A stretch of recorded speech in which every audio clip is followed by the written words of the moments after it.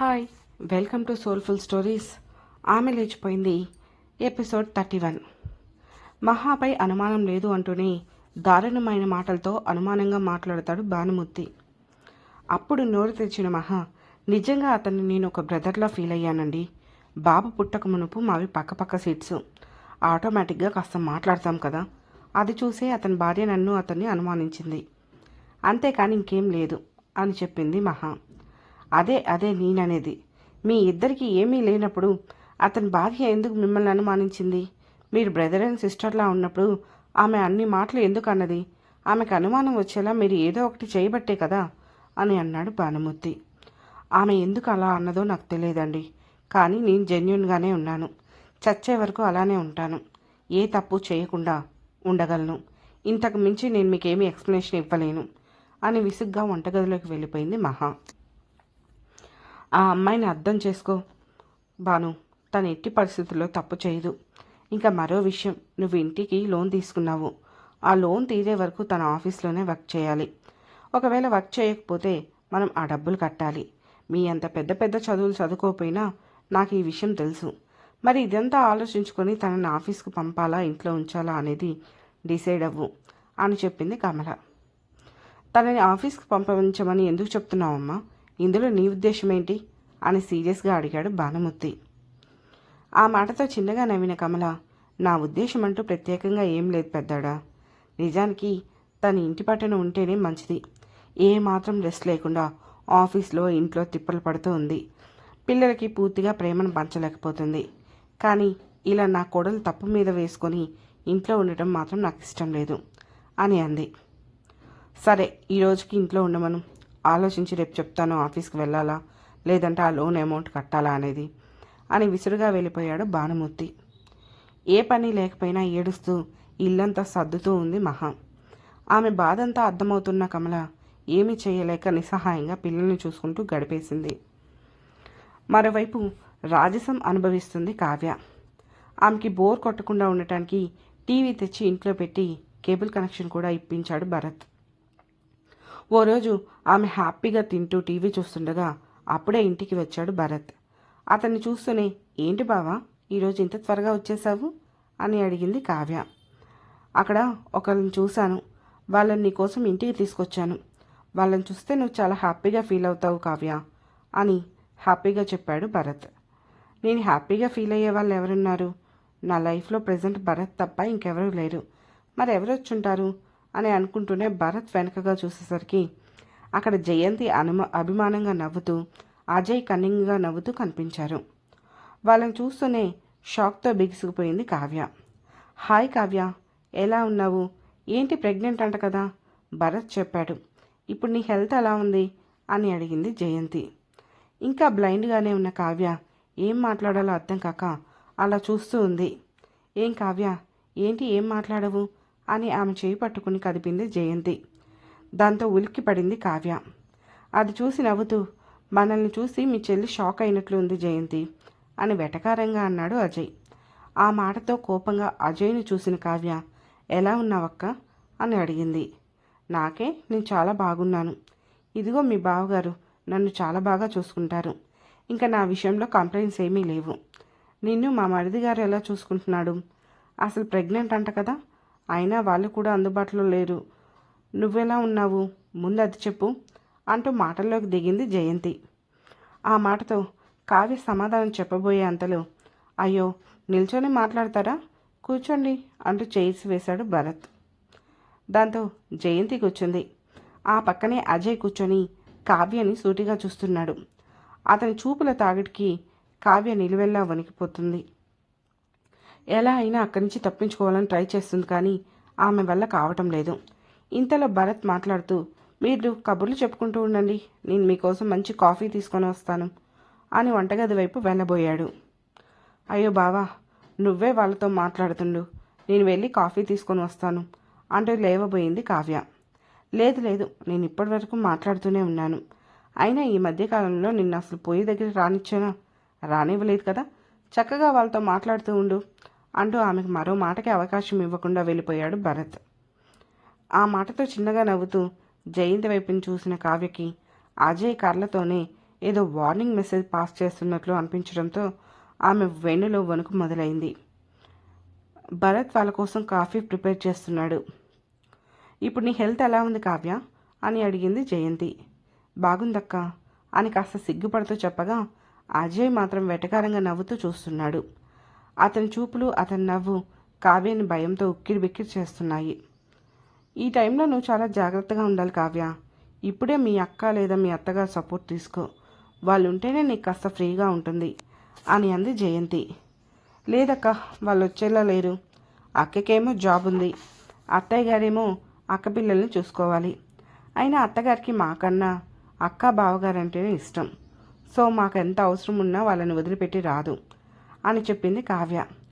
అలా అయితే ఎలా కావ్య? నువ్వు తన కోడలివే కదా, భరత్ తన కొడుకే.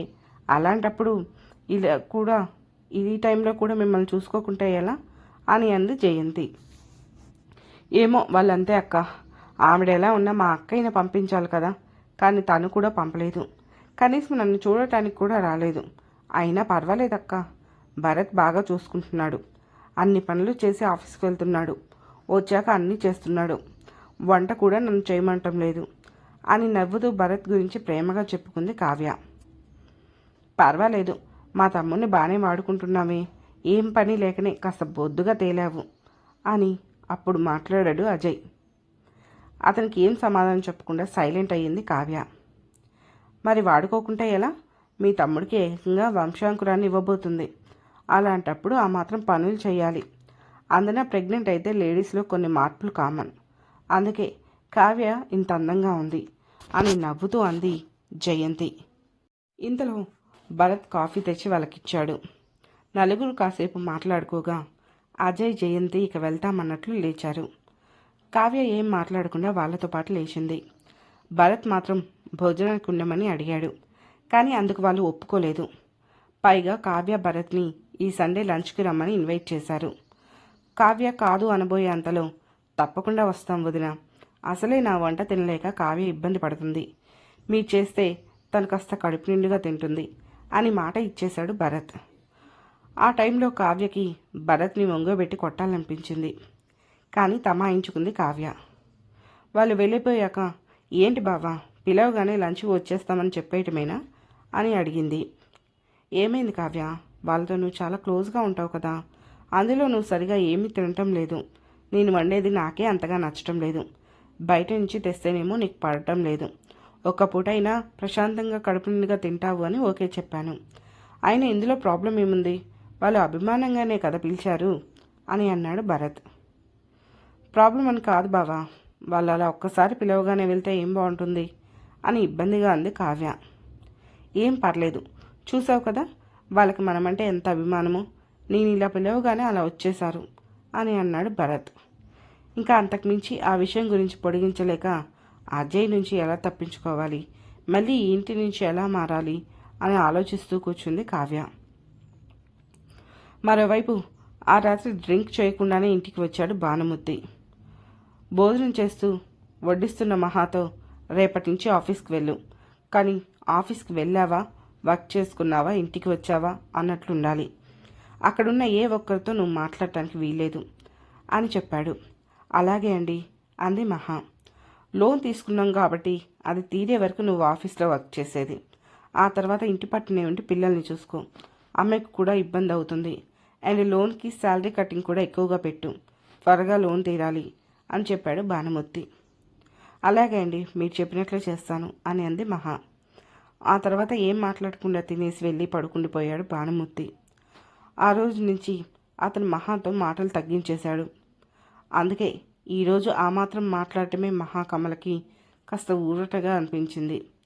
ఆ మాత్రం దానికే ప్రశాంతంగా ఇద్దరూ కూర్చొని భోజనం చేశారు. నిజానికి మహాని ఆఫీస్కి పంపించడం భానుమూర్తికి ఏమాత్రం ఇష్టం లేదు. కానీ ఆ రోజు అతనికి ఆఫీస్కి వెళ్ళాక ఒక ఫోన్ కాల్ వచ్చింది. ఆ ఫోన్ కాల్ తర్వాతనే అతను మహాని ఆఫీస్కి పంపించాలి అని డిసైడ్ అయ్యాడు. ఇప్పుడు దాని గురించి ఆలోచించడం మొదలుపెట్టాడు భానుమూర్తి. అతను ముందు రోజు ఆఫీస్లో జరిగిన దాని గురించి ఆలోచిస్తూ అన్యమనస్కంగా వర్క్ చేస్తున్నాడు. అదే సమయంలో ఆఫీస్ రూమ్ నుంచి ప్యూన్ వచ్చి, సార్ మీకు ఫోన్ వచ్చింది అని చెప్పాడు. దాంతో విసుగ్గా ఫైల్ క్లోజ్ చేసి ఆఫీస్ రూమ్కి వెళ్ళిన భానుమూర్తి ఫోన్ లిఫ్ట్ చేసి హలో అన్నాడు. అవతల నుంచి ముకుందం, ఏమయ్యా భానుమూర్తి, ఏంటి మహా ఆఫీస్కి రాలేదు అని అడిగాడు. మహా కాదు సార్, మహాలక్ష్మి. నా భార్య పేరు మహాలక్ష్మి. తన ఆఫీస్కి ఎందుకు రాలేదో మీకు తెలియదా? అంత జరిగాక అసలు ఏం మొహం పెట్టుకుని తన ఆఫీస్కి వస్తుంది అని సీరియస్గా అడిగాడు భానుమూర్తి. జరిగిన దానిలో నీ భార్య తప్పేం లేదు. అయినా ఎందుకు అంతా తనని బ్లేమ్ చేస్తున్నారు? నువ్వు కూడా వాళ్ళ మాటలు నమ్ముతున్నావా భానుమూర్తి అని అడిగాడు ముకుందం. నా భార్య తప్పు ఉందా లేదా పక్కన పెడితే తనైతే నిందలు పడింది కదా సార్. ఇక ఏ మొహం పెట్టుకుని ఆఫీస్కి రావాలి? వచ్చినా ఎదురుగా అతను కనిపిస్తూ ఉంటే ఉద్యోగం ఎలా చేస్తుంది? అందరి సూటిపోటు చూపులు ఎలా భరిస్తుంది అని అడిగాడు భానుమూర్తి. నేను ఒకటి చెప్తాను విను భానుమూర్తి. లాస్ట్ టైం ఇలా జరిగినప్పుడే నేను మహాకు చెప్పాను, ఈసారి కనుక ఇలాంటిది ఏదైనా జరిగితే నువ్వే ఆఫీస్ నుంచి వెళ్ళిపోవాలని. అలాగే సార్ అని మాట ఇచ్చింది మహా. అనుకున్నట్లే ఆ అమ్మాయి వచ్చేది, తన పని తను చేసుకుంటుంది. అవసరం ఉంటే తప్ప ఎవరితో మాట్లాడదు. అయితే ఇదే మాట నేను కృష్ణతో కూడా చెప్పాను. ఈసారి ఇలాంటి ఇష్యూ ఏదైనా జరిగితే నీకేం ప్రాబ్లం లేదు, నువ్వు సీనియర్, కానీ ఆ అమ్మాయి మహాలక్ష్మికి ప్రాబ్లం అవుతుంది, జాగ్రత్త అని. ఆ మాటతో కృష్ణ ఏమన్నాడో తెలుసా? ఓకే సార్, కానీ చిన్న మార్పు. ఈసారి అలాంటిది ఏదైనా జరిగితే నేనే రిజైన్ చేస్తాను. ఆడవాళ్ళకి ఒకచోట కుదురుకున్న తర్వాత మరో చోట జాబ్ అంటే ఇబ్బంది. నేనే వేరే ఎక్కడికైనా వెళ్ళి చూసుకుంటాను. అంతే కానీ నా వల్ల మహాగారిని జాబ్లోంచి తీయకండి అని చెప్పాడు. నీకు ఇక్కడే అర్థం అవ్వాలి ఆ అబ్బాయి ఎంత మంచివాడు, అంతకు మించి జెన్యూన్ పర్సన్. మీ వైఫ్ అన్నట్లుగానే కృష్ణ ఉదయం ఫోన్ చేసి తను ఇక్కడ జాబ్ మానేస్తున్నాను అని, త్వరలో వచ్చి రిజైన్ లెటర్ పెడతానని చెప్పాడు. ఇంకేంటి ప్రాబ్లం? నువ్వు నీ వైఫ్ మహాలక్ష్మిని జాబ్కి పంపించు అని చెప్పాడు ముకుందం. కృష్ణ జాబ్ మానేస్తాడు అనేసరికి భానుమతికి చాలా హ్యాపీగా ఉంది. కానీ అది పైకి కనిపించనివ్వకుండా, ఇక్కడ ప్రాబ్లం కృష్ణ గారు కాదండి, చుట్టూ ఉన్న జనం, వాళ్ళందరి చూపులు, అనే మాటలు నా భార్యను ఎంత ఇబ్బంది పెడతాయో ఒకసారి ఆలోచించండి. అవన్నీ ఆలోచించి నేను తనని ఈరోజు పంపించలేదు అని మంచివాడిగా మాట్లాడాడు భానుమూర్తి. తప్పులేదు భానుమూర్తి, నువ్వు అన్నది కూడా కరెక్టే. కానీ నేను ఆల్రెడీ ఈ విషయం మీద ఎవరు మాట్లాడినా ఛార్జ్ తీసుకుంటాను అని వార్నింగ్ ఇచ్చాను. ఇక ఇంతకు మించి నేను చేసేది కూడా ఏం లేదు. మంచి అమ్మాయి, వర్క్ బాగా చేస్తుంది అని నేను రిక్వెస్ట్ చేస్తున్నాను. ఇకపై నువ్వు నీ వైఫ్ని జాబ్కి పంపిస్తావో లేదో ఏదో ఒకటి త్వరగా డిసైడ్ అయ్యి చెప్పు. తను రాదు అంటే నేను కృష్ణనే పిలిపించుకుంటాను. అండ్ వన్ మోర్ థింగ్, నువ్వు ఆఫీస్ తరపున లోన్ తీసుకున్నావు. ఇప్పుడు నీ వైఫ్ ఆఫీస్కి రాకుంటే ఖచ్చితంగా ఆ లోన్ అంతా పే చేయాలి అని ఫోన్ పెట్టేశాడు ముకుందం. ఒక ఆఫీసర్ ఫోన్ చేసి అంతలా రిక్వెస్ట్ చేయడంతో మహాకి ఎంత స్ట్రాంగ్ క్యారెక్టర్తో ఉందో అప్పుడే అతనికి అర్థమైంది. కానీ అతనికి ఒప్పుకోవడానికి అతని మనసు అంగీకరించలేదు. అలానే అప్పటికప్పుడు లోన్ అమౌంట్ అంటే కష్టపడి కట్టుకోవాలి, కట్టుకున్న ఇల్లు మధ్యలో ఆపేసేయాల్సి వస్తుంది. అందున అక్కడ కృష్ణ కూడా ఉండటం లేదు. సో అక్కడ ఏమీ ప్రాబ్లం లేదు కనుక ఇక మహాని ఆఫీస్కి పంపించాలి అని ఫిక్స్ అయ్యాడు భానుమూర్తి. అదే ఈరోజు ఇంట్లో చెప్పాడు. అదేమీ తెలియని మహా భర్త తనని అర్థం చేసుకున్నాడు అని ఆనందపడిపోతుంది. మరోవైపు అనుకున్నట్లే ఆదివారం రోజు ఉదయమే భార్య కోసం టిఫిన్ చేసి పెట్టిన భరత్ మధ్యాహ్నం లంచ్ టైం కల్లా జయంతి గారు వాళ్ళ ఇంటికి వెళ్దామని, కావ్య నువ్వు రెడీగా ఉండు, నేను వాళ్ళ కోసం ఏమైనా కొనుక్కొని వస్తాను అని చెప్పాడు భరత్. ఇప్పుడు అక్కడికి అంత అవసరమా బావా, ప్లీజ్ మళ్ళీ ఎప్పుడైనా వెళ్దాము అని అంది కావ్య. బాగుండదు కావ్య, ఇంకోసారి నీ పర్మిషన్ లేకుండా ఎవరికి ఓకే చెప్పను. ఇప్పుడు మాత్రం వెళ్దాం, ఎందుకంటే మన కోసం అన్ని ఏర్పాట్లు చేసుంటారు. ప్లీజ్ నా బంగారం కాదు అని చెప్పాడు భరత్. ఆ మాటతో కావ్య ఇంకా అవును అనక తప్పలేదు. దాంతో ఇద్దరూ కలిసి అజయ్ జయంతుల ఇంటికి బయలుదేరారు. కావ్యకి అనీజీగా ఉంది. కానీ తను ఇంకా రాను అంటే భరత్లో అనుమానం మొదలవుతుందేమో అని భయపడిన ఆమె సైలెంట్గా ఉంది. దారిలో వెళ్తుండగా మొహం ముడుచుకొని ఉన్న కావ్యం చూసి, ఏంటి కావ్య, నీకెందుకు అక్కడికి వెళ్ళటం ఇష్టం లేదు? జయంతి గారితో బాగానే ఉంటావు కదా, నీకేమైంది? పోనీ డ్రైప్ అయిపోదామా అని అడిగాడు భరత్. ఏమో, వాళ్ళు ఒకసారి అలా పిలవగానే అలా వెళ్ళటం నాకెందుకో నచ్చలేదు బావా, అందుకే అలా ఉన్నాను తప్ప ఇంకేం లేదు అని అంది కావ్య.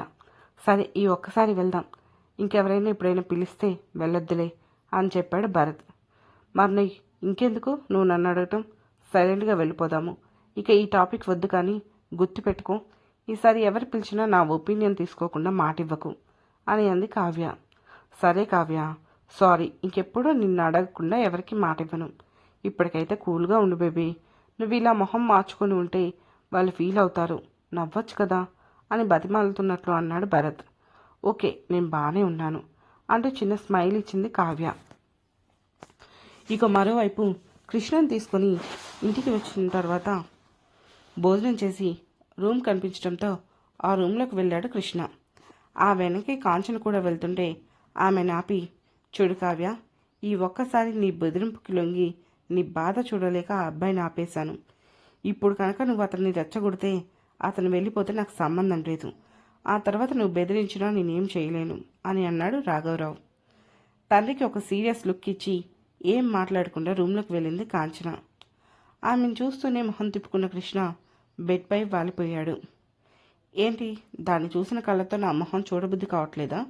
మొహం అలా తిప్పుకున్నావు అని అడిగింది కాంచన. ఆ మాటతో ఒక్కసారిగా ఆమె వైపు సీరియస్గా చూసి మళ్ళీ కళ్ళు మూసుకున్నాడు కృష్ణ. మాట్లాడు కృష్ణ, ఇక నన్ను వదిలించుకొని పూర్తిగా దాని దగ్గర ఉందాము అనుకున్నావా? దాని మొగుడు కూడా ఆఫీస్లో జరిగింది చూశాడు కదా, ఖచ్చితంగా దాన్ని వదిలేసే ఉంటాడు. చక్కగా నువ్వు కూడా నన్ను వదిలేసి ఇద్దరు ఒకే చోట ఉండండి అని పళ్ళు కొరుకుతూ అంది కాంచన. అయినా కృష్ణ ఏం మాట్లాడలేదు. ఏంటి మాట్లాడవు? కోపం రావాలి కదా, రావట్లేదేంటి? మా ఇంట్లో ఉన్నావు కదా, నా మీద కోపం చూపిస్తే మా అన్న నీ కాళ్ళు చేతులు విరగొడతాడు కదా, ఆ భయంతోనే మూసుకొని పడుకున్నావు అని అంది కాంచన. కృష్ణ ఏం మాట్లాడకుండా ఆమె మాటలు అలవాటైనట్లు నిద్రపోయాడు. కాంచన వాగుతూనే ఉంది. అతని గురక విడిపించిన తర్వాత తన మాటల ప్రవాహానికి ఆనకట్ట వేసి తను కూడా పడుకుంది కాంచన. మరోవైపు మహా ఆఫీస్కి వెళ్తున్నానని గడప దాటింది. ఆగు, నేను కూడా వస్తాను అని గంభీరంగా అన్నాడు భానుమూర్తి. అన్నట్లుగానే ఆమెను తీసుకొని ఆఫీస్కి వచ్చాడు. అక్కడున్న స్టాఫ్ అంతా భానుమూర్తి వైపు దొంగ చూపులు చూస్తున్నారు. వాళ్ళని ఏమాత్రం పట్టించుకోకుండా డైరెక్ట్గా ముకుందం క్యాబిన్కి వెళ్ళాడు భానుమూర్తి. అతను చూస్తూనే, రావయ్య భానుమూర్తి, నా మాట మన్నించి నీ భార్యను పంపించావు. ఇక నీ భార్య బాధ్యత నాది. తను నా కూతురుతో సమానం. తనకు అండగా నేనుంటాను. కాబట్టి నువ్వు ఇంకేం ఆలోచన పెట్టుకోకు అని అన్నాడు Mukundam. Okay sir, thank you so much. మీరున్నారని మీరిచ్చిన హామీతోనే తనని ఇక్కడి వరకు పంపించాను. మీరే ఇంత మాట చెప్పిన తర్వాత ఇక నేను ఆలోచించాల్సిన అవసరం లేదు అని నవ్వాడు భానుమూర్తి. ఆ తర్వాత కాసేపు అతనితో మాట్లాడి కళ్ళతోనే మహాకి జాగ్రత్త చెప్పి వెళ్ళిపోయాడు భానుమూర్తి. అప్పటి వరకు వాళ్ళ సంభాషణ విన్న మహాకి ముకుందం హామీ ఇచ్చిన తర్వాతే భానుమూర్తి తనను ఆఫీస్కి పంపించాడు అని అర్థమైంది.